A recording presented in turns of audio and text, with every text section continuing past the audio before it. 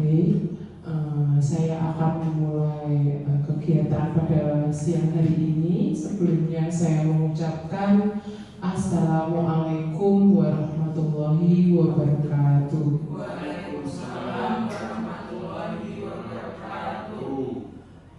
Kepada yang terhormat Bapak Kepala Sekolah, Bapak Hendra SPD, kepada yang terhormat peserta diseminasi yang berbahagia, alhamdulillah kita panjatkan puja dan puji syukur kehadirat Allah Subhanahu wa Ta'ala, yang mana pada siang hari ini kita bisa bersama-sama berkumpul di sini dalam keadaan sehat walafiat dalam kegiatan diseminasi budaya positif dalam rangka memenuhi tugas calon guru penggerak angkatan 10 Kabupaten Bojonegoro, Bapak dan Ibu yang berbahagia, untuk memulai acara pada siang hari ini agar acara ini memberikan manfaat untuk kita semuanya. Mari kita membaca basmalah bersama-sama. Bismillahirrahmanirrahim. Untuk acara yang selanjutnya, kami persilahkan sambutan kepada Bapak Kepala Sekolah, Bapak Hendra. Kepada beliau kami persilahkan. Bismillahirrahmanirrahim. Assalamualaikum warahmatullahi wabarakatuh. Waalaikumsalam warahmatullahi wabarakatuh. Alhamdulillahirabbil alamin wa bihi nasta'in ala dunyati wa ala alihi washabbihi ajmain. Yang terhormat Bapak Ibu Guru SLW Tuturi Handayani, dan tak lupa PGB Angkatan 10 Kabupaten Bojonegoro yang nanti akan disampaikan oleh Ibu Rofiko Afi Dwi Nafiri SPD. Semoga nanti akan mendapatkan bermanfaat ilmunya. Di sini saya akan sampaikan beberapa pesan. Nanti dengan acara diseminasi budaya positif, semoga nanti kedepannya lembaga SLB Tuturi Handayani semakin baik, nanti bisa dicontoh dan nanti bisa dipahami, akan berdampak kepada murid sehingga nanti muridnya akan tambah baik. Oke. Sekian dari saya. Wassalamualaikum warahmatullahi wabarakatuh. Waalaikumsalam warahmatullahi wabarakatuh.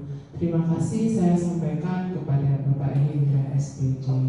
Baik teman-teman, kelihatannya teman-teman apa sudah lelah siang hari ini? Oh belum ya? Gimana kalau kita melakukan ice breathing sedikit? Oke, ya. Boleh berdiri semuanya? Ya, boleh berdiri semuanya berdekatan. Oke, berdekatan. Pak Hendra mungkin yang laki-laki sama laki-laki, yang perempuan berdekatan. Oke, kita hadap ke sana semuanya. Nah, sambil memegang pundak temannya. Ini siang hari ini biar nggak ngantuk. Gimana ya Bu enaknya? Oh gitu, boleh. Bu Farah boleh di sana nanti apa kayak kereta apian gitu. Ya di rumahnya Bu Fijal boleh. Oke. Biar nggak ngantuk Bu ya ini. Kita sedikit melakukan pemanasan. Nah, tadi kan kita sudah ngajar anak-anak siang hari ini biar agak fresh. Nah, lebih semangat. Oke, ya. Kita tepuk pundaknya temannya. Nah, teman-teman, ya sambil mengikuti ucapan saya ya. Teman-teman, siang hari ini kita akan melakukan sebuah paparan diseminasi positif. Nanti kalau saya ngantuk tolong dicolek ya. Nanti kalau saya ngantuk tolong dicolek ya. Oke, sekarang berbalik gantian. Ayo berbalik ya, berbalik. Nah, dipegang pundaknya teman lagi. Jangan dicolek dulu, Bu. Belum apa. Belum. Kenapa Bu? Ayo, gak apa-apa Bu. Ya, oke. Nah, Bu Dwi agak mundur sedikit mungkin ya. Nah, oke. Bu ingin agak mundur sedikit. Tidak apa-apa. Oke. Nah, oke. Terus dibalas sama temannya. Teman. Nanti kalau kamu ngantuk tak colek. Jangan marah ya nanti kalau tak colek. Nah, sekarang dipijet punggungnya temannya dipijet biar melek, dipijet ya. Punggungnya temannya ya. Aduh, keenakan ini kayaknya dipijetnya. Gantian sekarang, balik badan. Nah, punggungnya temannya dipijet ya. Dipijet. Oke, gimana? Sudah segera ya? Sudah? Oke, terima kasih. Boleh duduk kembali ke tempatnya.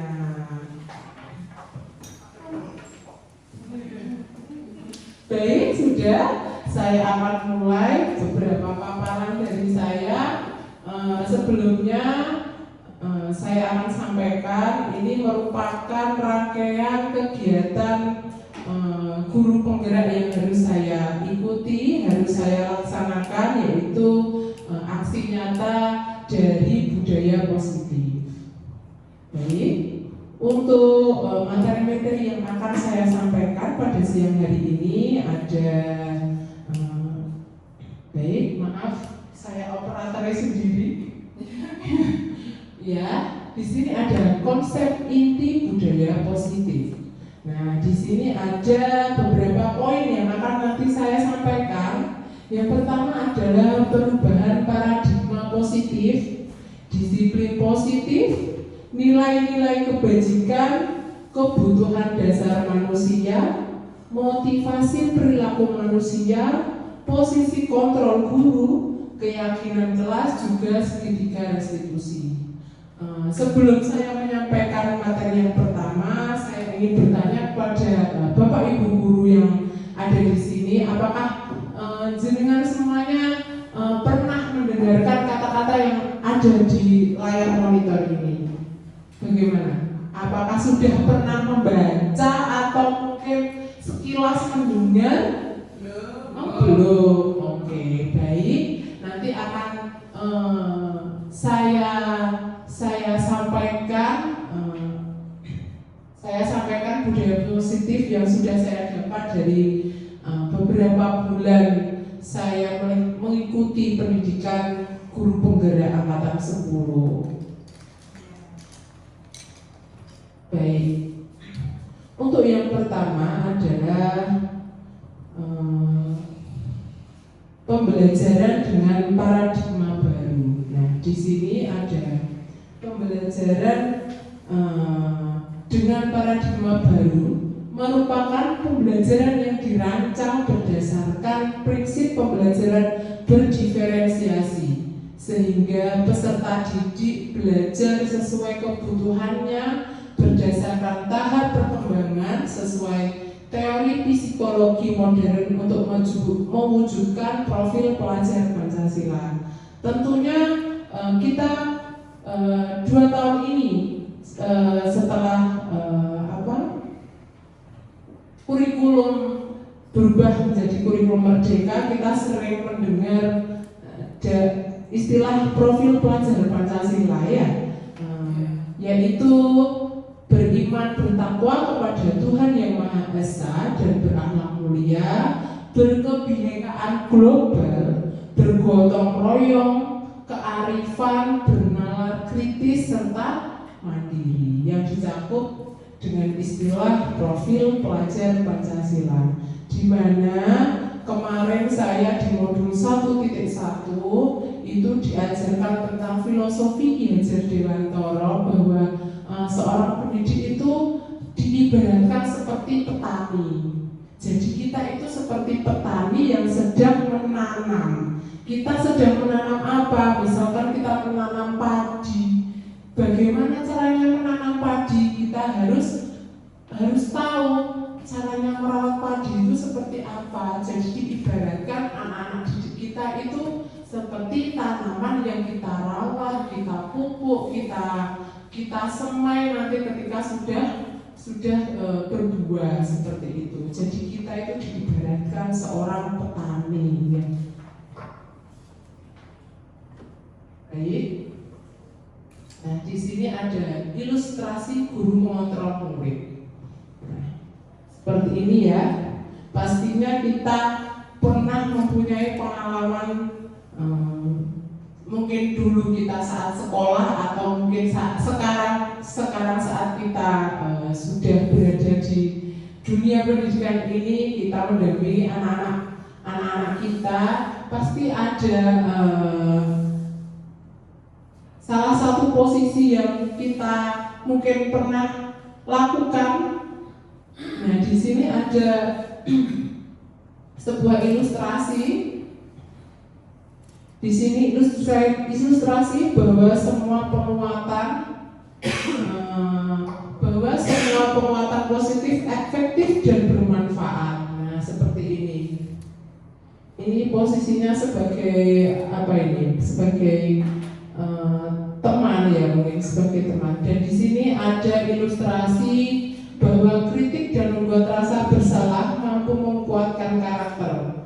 Ada pemikiran kita yang seperti itu, di mana ilustrasi bahwa orang dewasa berhak memaksa. Apakah kita masih ada yang melakukan seperti itu? Jadi kita mendidik anak itu masih menggunakan paksaan, dipaksa, di apa ya? Mau nggak mau dia tidak melihat keadaan anak, tapi kita memaksa untuk anak itu untuk tetap mau mengikuti pelajaran yang kita sampaikan. Nah, ilustrasinya seperti ini. Baik. Enggak ini. Seperti ini ya. Nah, di sini ada merubah paradigma stimulus respon ke pendekatan teori kontrol. Nah, di sini ada stimulus respon tentang dunia, realitas atau kebutuhan kita bersama. Semua orang melihat hal yang sama. Kita mencoba mengubah agar orang berpandangan sama dengan kita. Perilaku buruk dilihat sebagai suatu kesalahan. Orang lain bisa mengontrol saya bisa mengontrol orang lain, dan pemaksaan ada pada saat bujukan gagal. Kemudian teori kontrol tentang dunia yang satunya, realitas kebutuhan kita berbeda, setiap orang memiliki gambaran yang berbeda. Kita berusaha memahami pandangan orang lain tentang dunia. Semua perilaku memiliki tujuan. Hanya Anda yang bisa mengontrol diri Anda tidak bisa mengontrol orang lain, dan kolaborasi serta konsensus menciptakan pilihan-pilihan baru.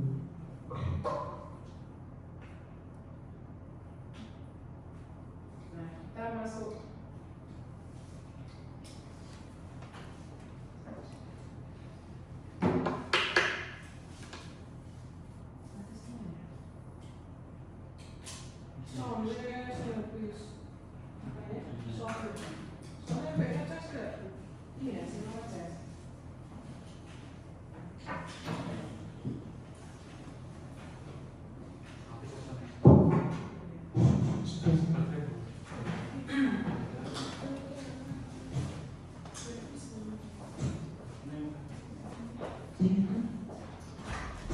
Sudah ya, baik, sudah terdengar kembali, maaf.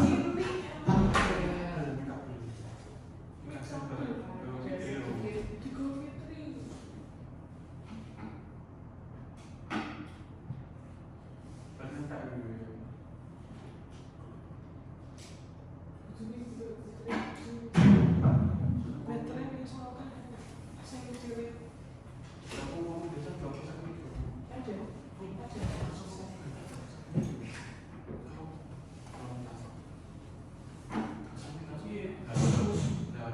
baik. Kita masuk di materi disiplin positif. Apakah Bapak Ibu guru sudah pernah dengar materi tersebut tentang disiplin positif? Bu Ita, bagaimana, sudah pernah dengar? Oh, belum. Oke, baik. Akan sedikit saya paparkan tentang disiplin positif. Disiplin berasal dari kata disiplina yang artinya belajar.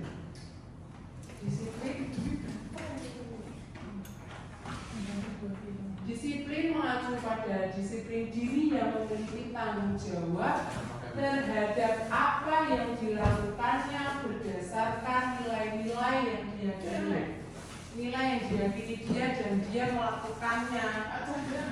Kemudian disiplin positif merupakan salah satu cara penerapan disiplin yang bertujuan untuk menumbuhkan kesadaran serta memberdayakan peserta didik tanpa imbalan, penghargaan, reward, ancaman, atau hukuman.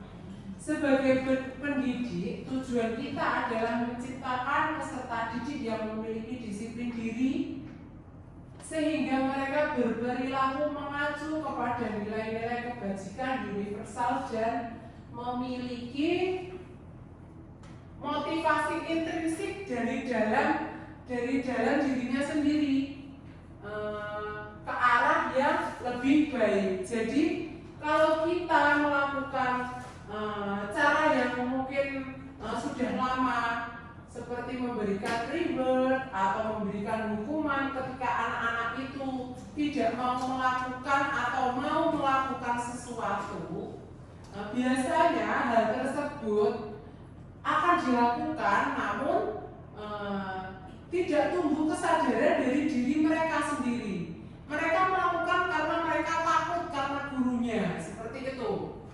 Mereka takut dihukum atau mereka ingin melakukan karena mempunyai tujuan, nanti saya kalau melakukan hal ini dan mendapatkan juara, saya akan mendapatkan reward dari guru saya. Jadi hal tersebut tidak tumbuh dari dirinya sendiri. Akhirnya anak tersebut melakukannya bukan atas kesadaran dari dirinya sendiri, seperti itu. Baik, yang selanjutnya nilai-nilai kebajikan. Nilai-nilai yang disepakati bersama lepas dari suku, bangsa, agama, maupun latar belakangnya. Contoh nilai kebajikan institusi atau organisasi, misalnya profil pelajar Pancasila, yaitu beriman, bertakwa kepada Tuhan Yang Maha Esa dan berakhlak mulia, berkebinekaan global, bergotong royong, mandiri, bernalar kritis dan juga kreatif. Di sini ada Ibu Primary Years Program 3YP, yaitu toleransi, rasa hormat, integritas, mandiri, menghargai, antusias, empati, keingintahuan, kreativitas, kerjasama, percaya diri, dan juga komitmen. Untuk yang selanjutnya, 9 pilar karakter, yaitu cinta Tuhan dan segenap ciptaannya, kemudian kemandirian dan tanggung jawab, kejujuran atau amanah, diplomatis, hormat dan santun, dermawan, suka menolong, dan gotong royong, percaya diri, kreatif, dan bekerja keras, kepemimpinan dan keadilan, baik dan rendah hati, toleransi, serta kedamaian dan ketulusan. Nah, di sini kebutuhan dasar manusia, yaitu segala sesuatu yang dibutuhkan oleh manusia untuk mempertahankan keseimbangan kondisi fisiologis dan psikologis yang bertujuan untuk mempertahankan kehidupan dan kesehatan. Ada 5 kebutuhan dasar manusia menurut Dr. William Glasser.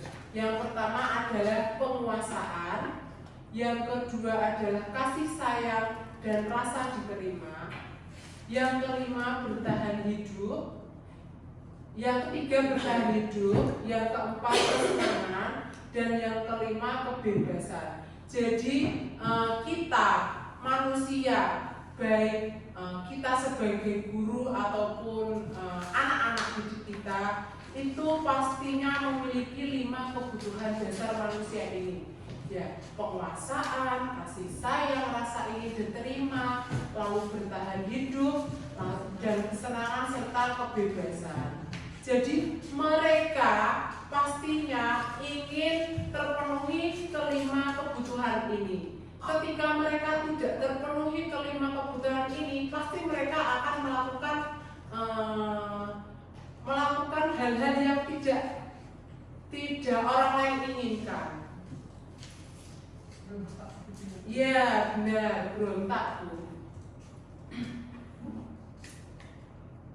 Salah satu saja, misalkan saya beri contoh, misalkan dia kurang kasih sayang dan rasa diterima, selalu dicuekin ketika di rumah, orang tua tidak peduli dengan mereka, pastinya mereka akan mencari pemenuhan kebutuhan itu mungkin nanti di sekolah. Mereka mencari perhatian kepada kita, gurunya, mungkin ketika nanti di sekolah mereka itu mencari perhatiannya, misalkan di kelas itu saat belajar mereka tidur, lalu mereka bermalas-malasan, usil kepada temannya karena mereka yaitu belum memenuhi 5 kebutuhan dasar manusia. Ketika mereka merasa kurang terpenuhi, mereka akan melakukan hal yang kurang, hal yang membuat mungkin hal negatif, yang kurang baik untuk memenuhi rasa kasih sayang atau rasa diterima agar mereka terpenuhi, misalkan mencari perhatian dari gurunya dan lain sebagainya. Kemudian motivasi perilaku manusia. Di sini motivasi perilaku manusia yaitu untuk menghindari ketidaknyamanan atau hukuman. Yang kedua, untuk mendapatkan imbalan atau penghargaan dari orang lain. Dan yang ketiga, untuk menjadi orang yang mereka inginkan dan menghargai diri sendiri dengan nilai-nilai yang mereka percaya.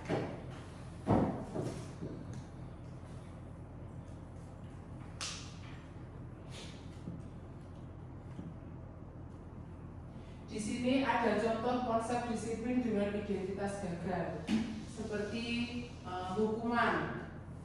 Hukuman itu membuat mereka menjadi sakit, tidak nyaman. Murid menjadi merasa takut, memaksa murid menyembunyikan kesalahan karena mereka takut untuk dihukum oleh gurunya.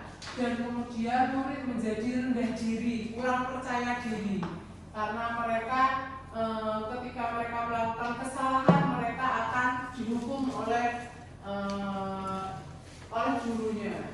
Kemudian ketika murid selalu diberikan penghargaan, nah, hal tersebut itu tidak efektif dan juga merusak hubungan, sifat iri. Jadi anak satu diberikan reward atau penghargaan ketika memperoleh juara 1. Nah, pasti ada suatu ketika ada anak yang merasa iri. Oh, anak itu selalu yang dikasih reward, kita nggak pernah. Ya udah, maksudnya kita ya wes lah, nggak usah ngoyo-ngoyo, pasti anak itu lagi yang dikasih sama guru itu, pasti seperti itu. Ada rasa iri seperti itu, pasti ada.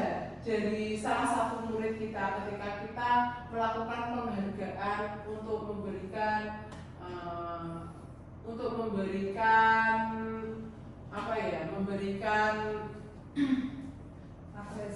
apresiasi ketika mereka memperoleh juara atau yang lainnya.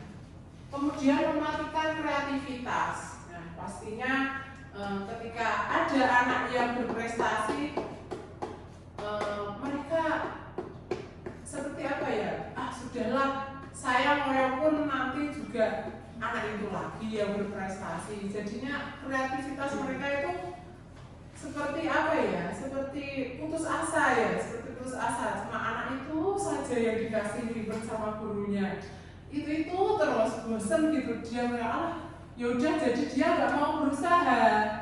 Yang lainnya yang jarang diberikan ribet, lalu menghukum dengan sistem ranking. Nah, makanya sekarang kita kan tidak boleh memberikan ranking kepada murid kita, ya, agar tidak terjadi sifat iri dari satu anak dengan anak yang lain. Kemudian merampas hak menghargai dirinya. Jadi anak itu tidak merasa dihargai karena seorang anak itu pasti mereka memiliki kelebihan di bidangnya masing-masing, tidak melulu di akademiknya. Jadi ketika guru memberikan ribet di akademik, mungkin dia akan merasa harga dirinya itu tidak dilihat oleh orang lain. Kemudian yang selanjutnya di sini ada konsep disiplin dengan identitas sukses. Konsekuensi. Di konsekuensi ini penguatan jangka pendek, memberikan konsekuensi atau hukuman kepada seorang anak itu akan memberi penguatan namun berjangka pendek. Perlu memonitoring berkelanjutan. Kemudian stimulus atau respon, murid menghormati peraturan, kehilangan waktu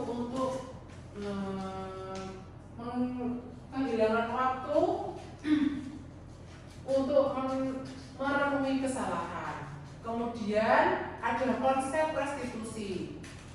Di konsep restitusi ini, murid bertanggung jawab untuk perilakunya, fokus pada pemecahan masalah jangka panjang, murid menghormati dirinya dan orang lain, kemudian teori kontrol, di mana dirinya memegang kontrol dirinya sendiri, bukan orang lain yang memegang apa yang mereka mau, kemudian murid akan lebih bersemangat.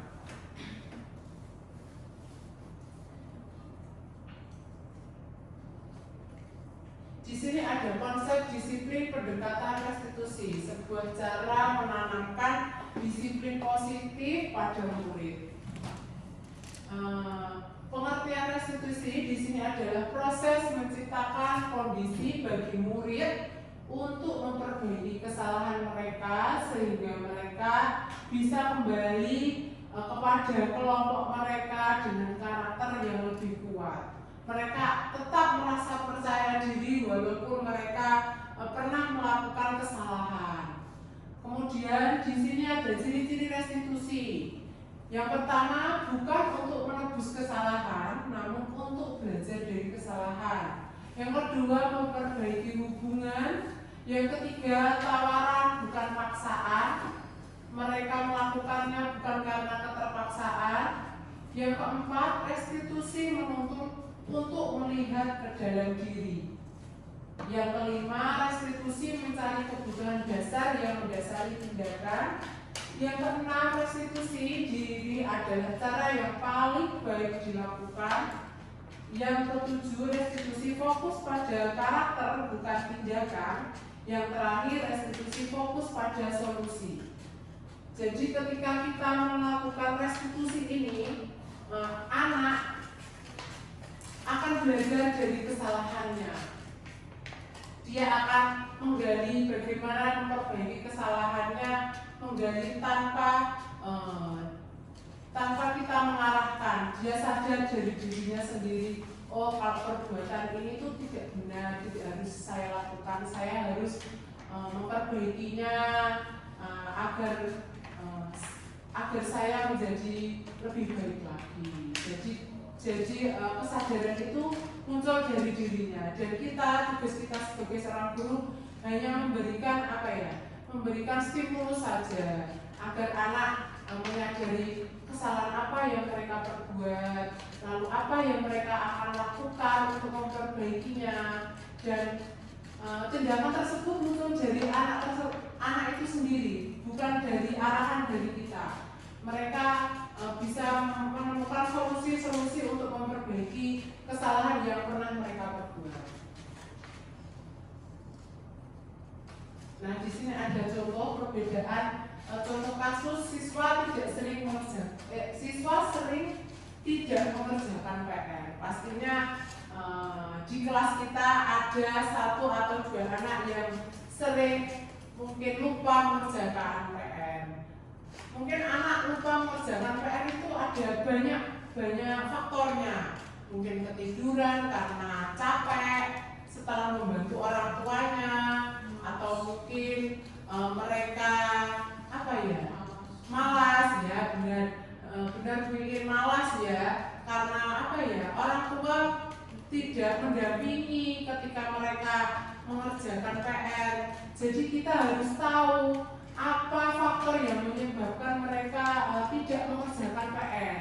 Nah, di sini ada konsekuensi yang diambil, hukuman, konsekuensi, dan restitusi. Ketika anak tidak mengerjakan PR dan kita memberikan hukuman seperti ini, guru menghukum siswa tersebut hormat bendera selama 10 menit. Guru marah dan murid takut. Itu yang dilakukan ketika anak tidak mengerjakan PR dan kita memberikan hukuman. Kemudian pemberian konsekuensi. Guru memberikan konsekuensi untuk mengerjakan PR-nya saat istirahat atau dikerjakan sebanyak 3 kali lipat. Lebih ke memberikan efek jera mungkin ya kepada anak tersebut. Lalu guru tegas dan siswa menghormati. Yang terakhir, ketika guru melakukan tindakan restitusi, guru menanyakan keyakinan kelas atau dirinya dan membantu siswa menyelesaikan masalahnya. Seperti contoh, kita menanyakan terlebih dahulu, mungkin ada anak bernama Andi, apakah kamu sudah tahu keyakinan kelas kita? Andi bisa berbicara, ya Bu, apa keyakinan kelas kita? Mungkin bertanggung jawab. Salah satunya yaitu mengerjakan PR, bertanggung jawab untuk mengerjakan PR. Nah, di situ anak akan muncul dari dirinya, oh saya kemarin sudah melakukan keyakinan kelas, kalau saya itu harus bertanggung jawab dengan diri sendiri. Salah satunya ya bertanggung jawab mengerjakan PR tersebut. Itu kan sudah perjanjian kita bersama, perjanjian kelas kita, jadi ya kita harus melakukannya seperti itu. Kemudian guru terbuka dan siswa menghormatinya. Ketika anak tersebut diberikan stimulus seperti itu, anak pasti tidak takut untuk melakukan atau bercerita secara jujur. Kenapa sih dia tidak mengerjakan PR? Pasti dia tidak akan menutupi kesalahannya. Itu Bu, tadi malam itu saya membantu ibu saya sampai malam sekali sampai lupa mengerjakan PR. Jadi kita itu harus tahu sebab apa anak tidak mengerjakan PR. Kita tidak boleh lalu memberikan hukuman, oh kamu tidak mengerjakan PR, wes pokoknya tidak mengerjakan PR, tak hukum hormat di bendera. Tidak seperti itu ya, karena itu akan membuat rasa percaya diri anak itu hilang. Anak jadi tidak pede masuk kelas. Pastinya pernah ya, setelah dihukum terus besoknya anak itu nggak masuk karena malu habis dihukum ya. Itulah hilangnya rasa percaya diri dari anak. Jadi sebaiknya kita tidak melakukan hal tersebut lagi, memberikan hukuman atau konsekuensi kepada anak ketika melakukan kesalahan. Nah, di sini ada ilustrasi 5 posisi kontrol di restitusi, yaitu sebagai penghukum, guru sebagai penghukum, pembuat rasa bersalah sebagai teman, pemantau, dan yang terakhir sebagai manajer. Kelima posisi ini tidak harus kita lakukan. Ada 3 posisi yang minimal kita bisa ada di posisi tersebut, mungkin sebagai teman, sebagai pemantau, atau sebagai manajer. Sebagai penghukum, ya seperti contohnya tadi, menghukum anak ketika melakukan kesalahan, tidak mau mendengarkan penjelasan anak, langsung menghukum. Lalu pembuat rasa bersalah, misalnya seperti gini, saya kecewa pada kamu karena kamu tidak mengerjakan PR lagi. Hati ibu kecewa kamu melakukan itu. Jadi anak ketika guru mengucapkan hal tersebut, pasti mereka kan merasa merasa bersalah ya. Oh, guruku kecewa sama saya. Mereka merasa bersalah pada dirinya. Nah, kita tidak boleh melakukan posisi tersebut. Minimal kita ada di posisi sebagai teman, itu minimal. Tapi memang di posisi teman dan di posisi pemantau ini masih ada kekurangannya. Mungkin anak belum tumbuh rasa merubah kesalahan dari dirinya. Tapi itu lebih minimal kita lakukan daripada kita berada di posisi penghukum atau posisi pembuat rasa bersalah, karena akan menghilangkan rasa percaya diri dari anak. Dan posisi yang paling bagus yaitu sebagai manajer. Kita hanya sebagai pemantau dan memberikan stimulus. Anak akan muncul kesadaran dari dirinya sendiri ketika melakukan kesalahan, ingin merubah karena ingin lebih baik itu dari dirinya sendiri, dan mereka bisa kembali ke kelompoknya secara percaya diri. Tidak ada rasa minder karena pernah dihukum. Jadi mereka akan kembali percaya diri dan bersemangat lagi untuk melakukan aktivitas seperti biasanya.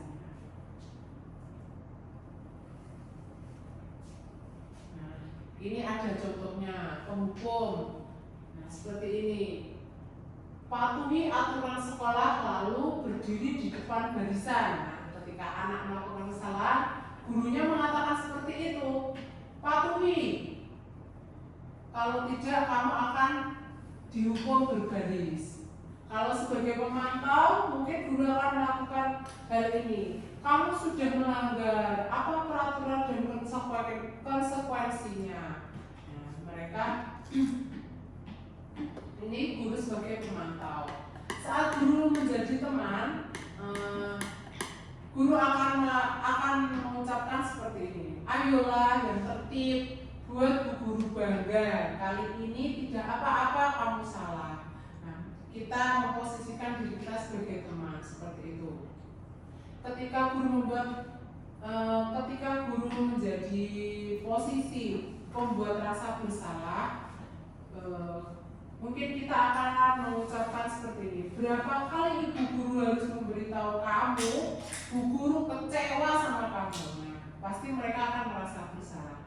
Dan yang terakhir, ketika guru memposisikan dirinya sebagai manajer, guru akan memberikan stimulus pertanyaan, apakah kamu tahu kesalahan kamu? Kira-kira bagaimana kamu akan memperbaiki kesalahan ini?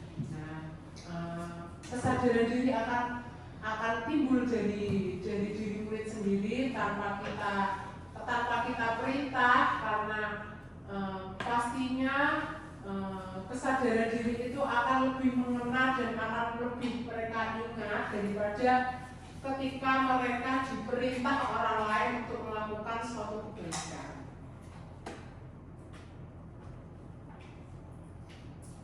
Nah, kenapa ya kok kita sebutnya keyakinan kelas? Kenapa tidak peraturan kelas saja?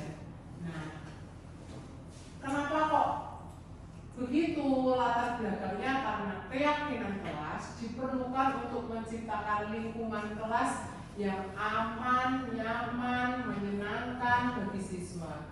Jika hal tersebut dapat dilaksanakan, maka akan mewujudkan lingkungan yang positif dengan membiasakan keyakinan kelas yang telah disepakati akan membentuk budaya positif. Dan salah satu perbedaan kunci dari keyakinan kelas adalah penghindaran dari kalimat negatif. Seringkali peraturan kelas itu kan tidak boleh makan di kelas. Nah, seperti itu. Ada kata negatif yang dimunculkan di peraturan kelas tersebut. Tidak boleh itu kan kata negatif ya. Nah, itu. Jadi di keyakinan kelas kata-kata negatif itu kita hilangkan. Kita ganti dengan kata-kata yang lebih positif.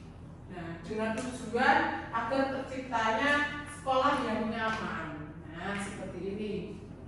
Jadi keyakinan kelas itu dibuat bersama-sama, melakukan diskusi. Semua orang boleh berpendapat, memberi masukan. Bu, keyakinan kelasnya gimana kalau meminjam barang teman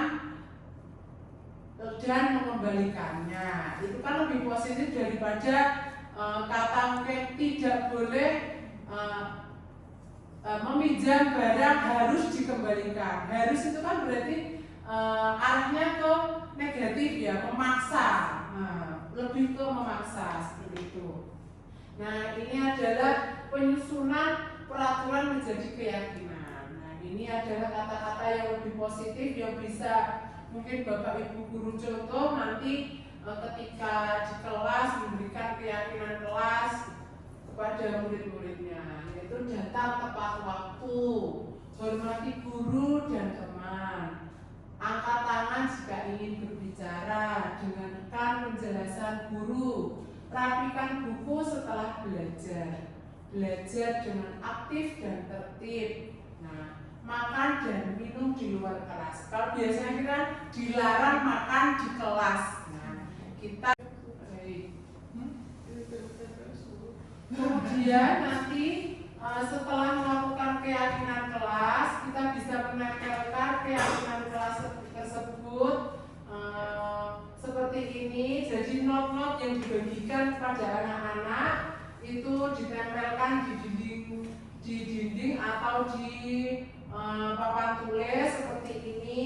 Nanti lalu kita melakukan kesepakatan bersama keyakinan kelas apa yang akan kita ambil untuk dilakukan dan dijalankan bersama-sama.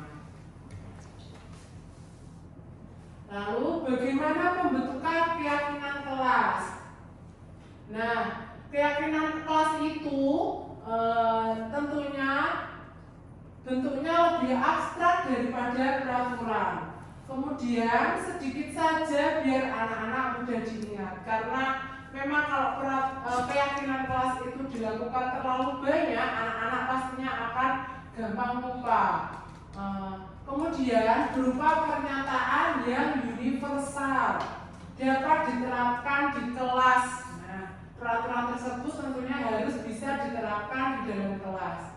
Kemudian bersedia meninjau kembali keyakinan kelas dari waktu ke waktu, karena pastinya ada suatu ketika keyakinan yang kelas yang kita buat itu kurang efektif untuk menumbuhkan budaya positif di kelas kita. Kita bisa melakukan peninjauan kembali kepada keyakinan kelas tersebut. Kita lakukan seperti tahap yang sebelumnya, berdiskusi bersama, kemudian membuat keyakinan kelas yang sudah kita sepakati apa, dibuat dalam bentuk yang positif. Nah, seperti tadi, menghilangkan kata-kata yang negatif.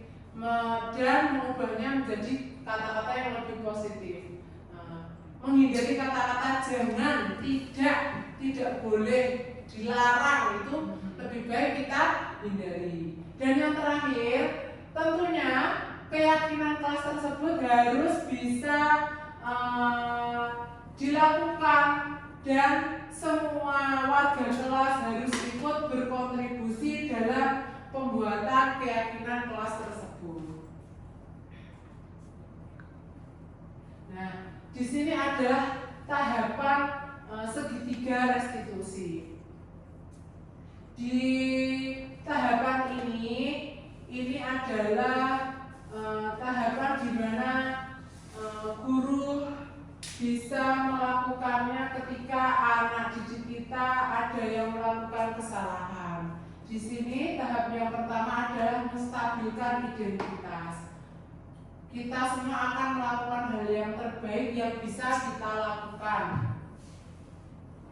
Yang kedua adalah validasi tindakan yang salah, menanyakan apa penyebab anak tersebut melakukan hal tersebut. Pasti mereka punya alasan. Tidak melulu mereka itu melakukan hal tersebut karena mereka itu nakal. Mungkin menyebutnya selama ini kita itu anak nakal ya. Pasti mereka melakukan itu karena ada penyebabnya. Ya seperti tadi mungkin malamnya bergadang karena bermain game, kurangnya perhatian dari orang tua, mengecek kurangnya kolaborasi orang tua dengan sekolah. Jadi orang tua di rumah itu tidak mengarahkan anak untuk cek PR-nya atau mendampingi anak belajar di rumah. Jadi mereka itu merasa kurang perhatian, jadi malas mengerjakan PR. Dan yang terakhir adalah menanyakan keyakinan.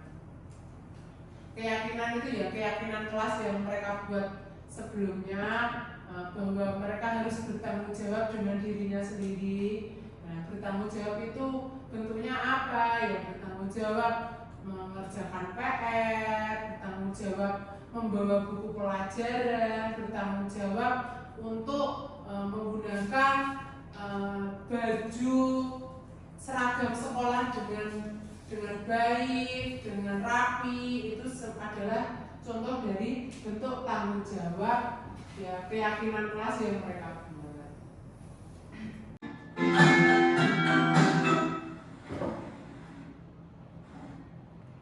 Baik teman-teman, ini ada video contoh penerapan segitiga restitusi pada dua peserta didik kita, Nafila dan Raffi. Mungkin nanti suatu hari ketika Bapak Ibu guru menghadapi anak yang sedang bermasalah bisa melakukan penerapan segitiga restitusi seperti yang saya contohkan seperti ini.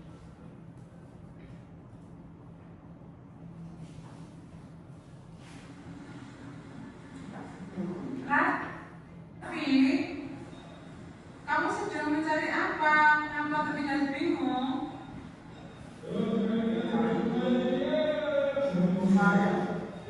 Buku apa yang dicari Raffi?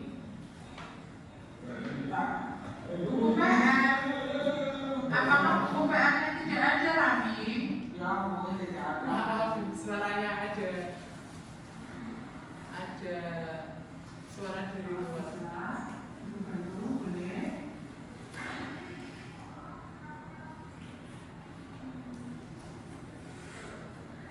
Cari dulu ya. Tapi lupa membawa buku PR waktu ini. Mana lagi? Apakah ada? Tidak ada Bu. Jadi bukunya tertinggal ya. Tinggal Bu. Oke. Sekarang lihat ibu dulu. Bisa lihat ibu dulu. Oke, tidak apa-apa. Kamu melakukan kesalahan. Ibu juga pernah melakukan kesalahan. Semua orang sudah pernah melakukan kesalahan.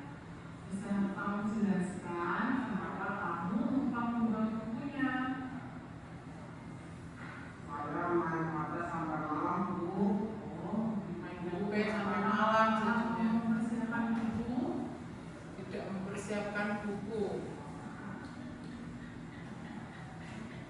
Jadi hari ini kamu tidak membawa buku ya? Nah, sekarang kita ingat kembali apa keyakinan kelas kita. Coba kamu masih ingat tidak? Kalau jawab ini bagus sekali, berarti kamu masih ingat ya?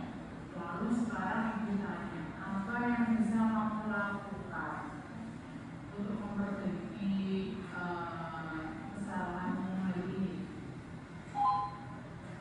Saya tidak akan menghadapi sama-sama.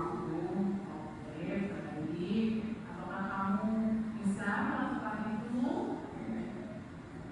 Bisa, Bu. Nah, sekarang untuk mengatasi hari ini kamu tidak mengerjakan, sebenarnya bagaimana? Apakah kamu ada solusinya? Mana lagi? Saya akan mengerjakan sekarang sama segera untuk saya mulai kan?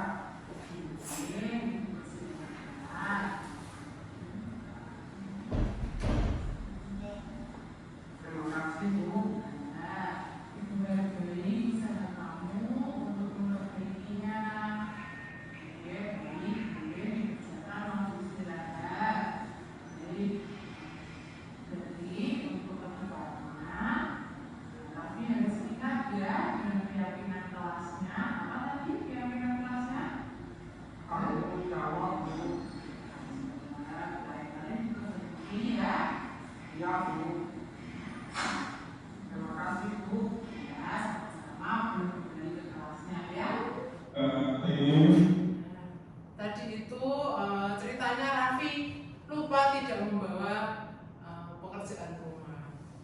Nah, ketika ada anak menghadapi masalah seperti itu, kita tidak bisa langsung menyalahkan anak. Oh, kamu tidak membawa buku PR, kamu salah. Tidak boleh seperti itu. Kita harus menstabilkan keadaan terlebih dahulu agar dia nanti ketika sudah bisa menyelesaikan masalahnya, mereka bisa kembali ke kelompok mereka sendiri dengan rasa percaya diri. Dia tidak minder karena tadi saya sudah dipanggil sama Bu Evi habis dimarahi, tidak seperti itu. Jadi dia punya perasaan, oh tadi itu Bu Evi manggil saya bukan untuk marah-marah, tapi hanya untuk mengkonfirmasi apa yang terjadi, kenapa kok hari ini saya tidak membawa buku PR, dan dia bisa menemukan solusi dari kesalahan dia sendiri dengan menanyakan keyakinan kelas yang sudah dibuatnya bersama-sama dengan teman-temannya. Nah, untuk video berikutnya ini ada Nafila ini dengan anak hambatan penglihatan. Kemarin juga sudah saya lakukan kegiatan restitusi dengan Nafila. Bisa kita bersama-sama. Maaf ya, suara bercampur. Kemarin pas ada kegiatan juga, jadinya suaranya double.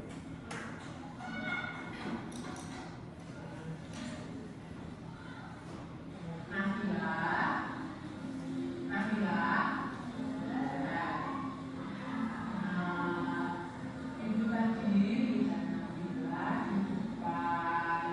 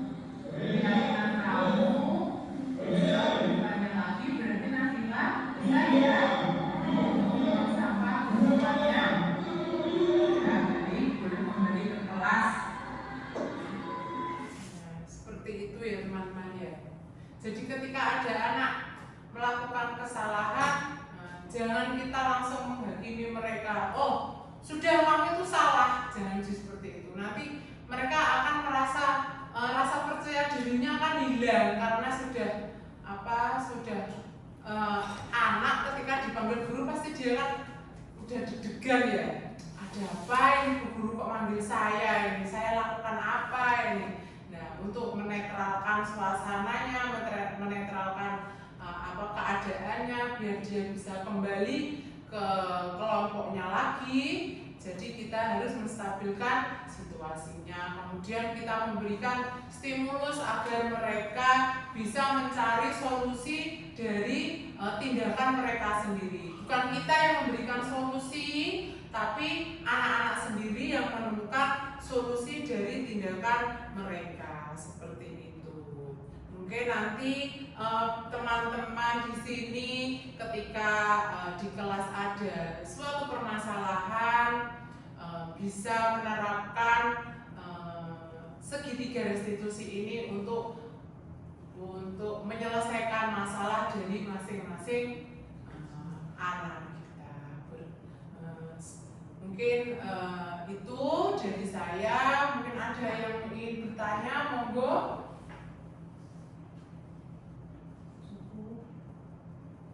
Tidak ada yang ingin bertanya?